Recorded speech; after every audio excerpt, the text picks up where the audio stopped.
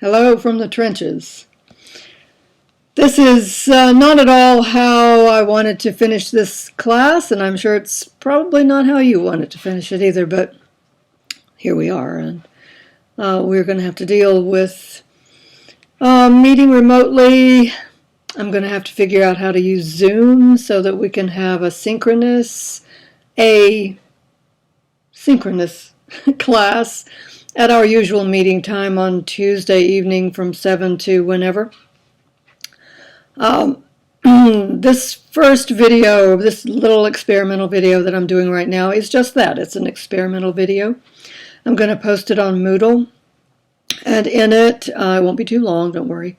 I'm just going to let you know kind of what I have in mind to finish the class. Now, all of you have probably heard from the Emory and Henry administration that the semester has been extended for a week or two, and now it will end on the 8th of May, which means that our last class, assuming that we follow the Tuesday evening pattern, will be the 5th of May instead of the 28th, which was of April, which was the original schedule. I don't know that we're going to meet every Tuesday between now and the 5th of May because, to be honest with you, I'm not sure that the social problems that your book outlines and that are traditionally covered in this course are really uppermost in our minds right now. I think there's one social problem that is beating us all over the head, and that is how to cope with social distancing, how to cope with the stress and anxiety that this pandemic is causing. I hope very sincerely and desperately that all of you are healthy and that your families are all healthy. I hope that you have a place to shelter in place and complete the rest of your work. I hope you don't have any more stress than is absolutely necessary, and I know that some of you probably do. I don't want to add to that. I don't want to add to it for you. I'm okay. I kind of live in a socially distant way most of the time anyway. It doesn't make a big difference to me, to be honest. But I also have been called upon and will be called upon again in the next week or two to help my son and his wife take care of their 3 children. So some of our meetings will take place from his house in Maryland. Those should be much livelier. There'll be 3 little kids in the background unless I can find a nice quiet room where they're not. But we shall see. I may entertain you by letting my 2-year-old granddaughter sing Let It Go, or her current favorite, Taylor Swift's Shake It Off, which is what she sings while she's washing her hands for the requisite 20 seconds. Which, by the way, and let me be your mom here just for 1 second, I hope you are all doing many, many times a day. Sing happy birthday to yourself through 2 choruses. That's 20 seconds. Cheers you up, even if it's not your birthday. Just do it. Okay, let me get back to business. We were supposed to begin a section on gender discrepancies, gender discrimination, when we came back on the 31st. 31st would have been our first meeting back after the extended spring break. I do want to talk to you some about gender discrimination, but we've already talked about that a little bit, and quite frankly, I don't know how much more there is to say. This virus doesn't discriminate against people on the basis of gender or race or religion. And it doesn't discriminate against people on the basis of social standing or wealth either, but the treatment for it might.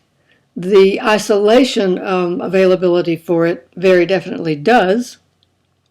The testing, the availability of testing, the sheer ability to get away from everybody and not have to worry about making money is far easier, obviously, for people who have enormous wealth or even comfortable wealth than for people who do not. That thread of wealth inequality and income inequality that we have discussed over and over and over again this semester is, if anything, getting stronger. I know the virus doesn't discriminate, but everything else does. So that's an issue that we need to bring into this whole question of dealing with social distancing, with quarantine, with the ramifications of living your life in a much smaller sphere, in a much smaller space, without your friends. Many of you are adept already at connecting with people through the internet, through Zoom or through TikTok or through Facebook or Instagram or all of the many platforms that exist.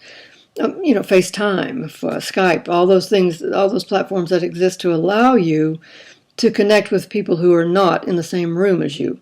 And that's amazing. It's amazing. If this pandemic had occurred 40 years ago, it would be far more devastating in terms of sheer isolation. But it didn't.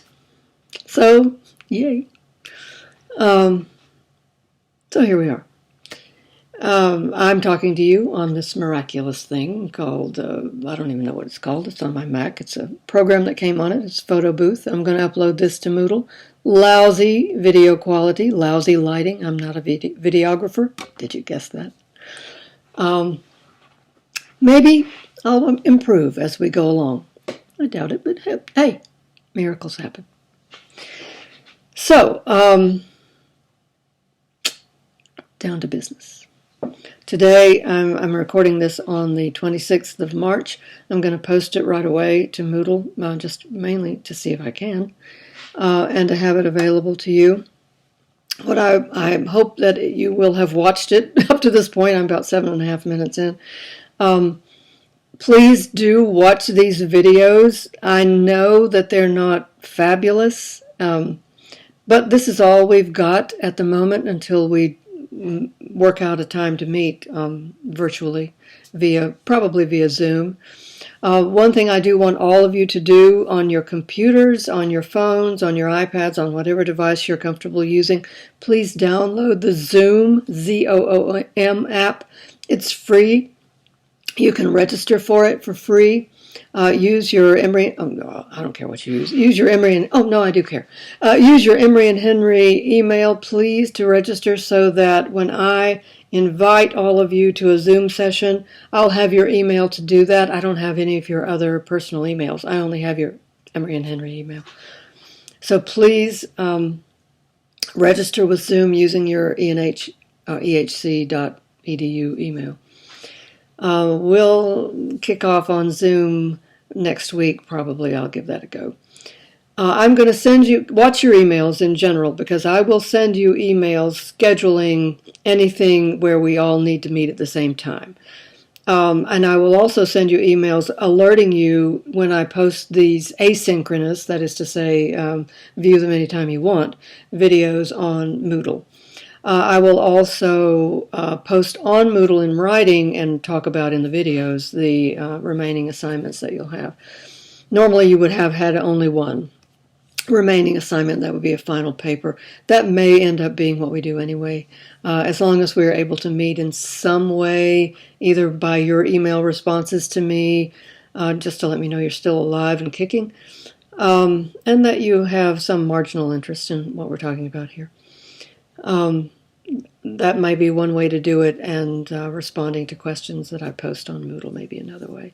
An actual paper won't be necessary until the end, and then you will have a paper. And I'll tell you right now that I'm scrapping my usual topics for a paper, and I'm going to ask you to write a final paper that will essentially be a description of how you are coping with the ramifications of social isolation, social distancing, with the ramifications of quarantine, with the ramifications of not being in school, especially those of you who are about to graduate. I'm so sorry that you're going to miss your commencement, and that may be really important to some of you, and I hate that you have to miss it, but better safe than sorry, as they say. Anyway, I'll formalize that topic and send it to you, giving you the instructions and the due dates and so forth. Won't be very long, and it won't require much, if any, research. It's really going to be a way for you personally to speculate on how you are handling this, how you will handle it, and what effects you think it'll have for the future for you. None of us knows what that's going to be, and we're all kind of just guessing at this point. Listen to the scientists about what to do during this time, not the politicians, and especially not you-know-who. You've got to listen to the people who really know what they're talking about. Even they will admit that they're taking things a little at a time and learning as they go. Dr. Fauci, who seems to be the voice crying in the wilderness in terms of reason in the federal government at the moment, is a good source. The CDC itself is a good source. Your own doctors, if you're in touch with them, are probably good sources. Stay safe, stay indoors. Binge watch Netflix. How many times in your life are you going to get not only permission, but encouragement to do that? Binge watch Netflix and Prime and YouTube. Not the weird parts, because you can go down some bad rabbit holes on YouTube. Have fun. Have as much fun as you can. And I will see you later. Bye.